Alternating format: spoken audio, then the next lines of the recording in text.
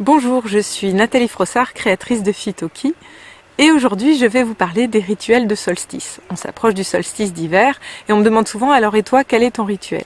Alors je vais vous guider un petit peu pour pouvoir créer votre propre rituel, parce que c'est vraiment une invitation que j'ai envie de vous faire, c'est de créer ce qui va vous-même vous donner plus d'énergie, vous remplir de lumière, vous ouvrir au renouveau. Voilà. Et donc pour créer ce rituel de solstice, j'ai quelques éléments de base. Alors le premier élément, c'est évidemment la lumière. Solstice d'hiver, donc on célèbre la lumière qui va revenir, les jours qui vont rallonger petit à petit. Donc la lumière, vous pouvez le faire soit de manière, on va dire, petite. La flamme d'une bougie peut être très puissante, mais évidemment, vous pouvez avoir la flamme d'une bougie ou vous pouvez avoir un grand feu de bois, si vous avez le lieu pour cela. Donc c'est vraiment vous qui voyez en fonction des possibilités de là où vous êtes quand vous voulez célébrer le solstice. Ce qui est aussi très intéressant, moi j'aime bien, c'est d'avoir la lumière du soleil.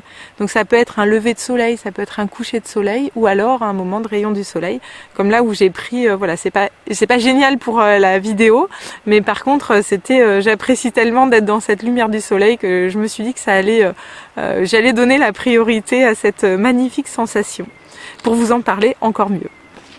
Donc la lumière. Deuxième élément, voilà, vous me connaissez, ou pas, mais en tout cas ceux qui me connaissent le savent, ça va être les plantes, évidemment.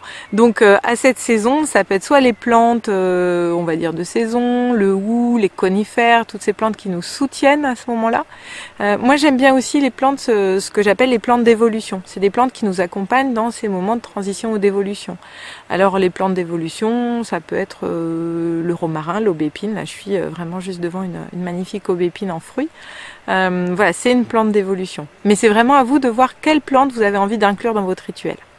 Comment, ça c'est vous qui voyez, ça peut être juste de les disposer, ça peut être de méditer avec, ça peut être d'en faire une jolie composition et de l'offrir à la nature, ou voilà, comme vous le souhaitez.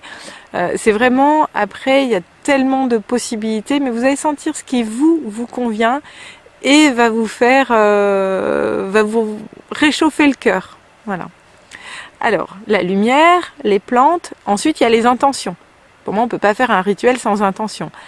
Ça peut être de libérer des mémoires qui vous pèsent un petit peu, surtout que là, en ce moment, voilà, solstice d'hiver, et puis surtout Noël, c'est la naissance, la nouvelle année, le renouveau.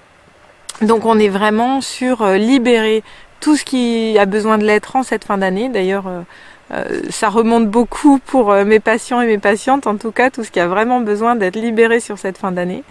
Donc on libère, on peut mettre l'intention de libérer, mais on peut mettre aussi l'intention d'évoluer, de s'ouvrir à la transformation. Et ça c'est vraiment des belles intentions à cette période, sur les moments de solstice, où on est vraiment sur une énergie très verticale. Les équinoxes, c'est plus horizontal, on est sur l'équilibre.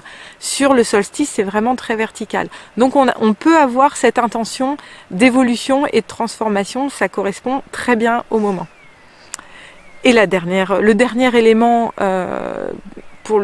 sans lequel pour moi il n'y a pas de rituel, c'est la gratitude. Vous savez, c'est quelque chose d'important pour moi. Quand je guide une méditation, au début, je dis toujours, c'est bien de se mettre le cœur dans un état de gratitude.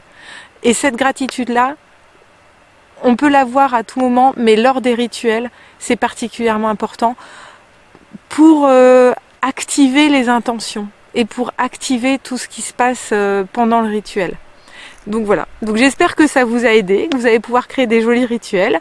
Vous pouvez mettre dans les commentaires vos rituels pour pouvoir inspirer peut-être d'autres personnes. Je vous encourage aussi en ce moment à vraiment noter vos rêves. Ça c'est au moment du solstice d'hiver, c'est très important parce que c'est les nuits les plus longues et du coup c'est vraiment, on a des rêves qui peuvent être très très intenses et qui peuvent être aussi des bons indicateurs pour ce qui va venir, ce qui va nous arriver dans l'année. Merci beaucoup, merci de m'avoir suivi et puis à très bientôt et je vous souhaite de très beaux rituels pour ce solstice d'hiver.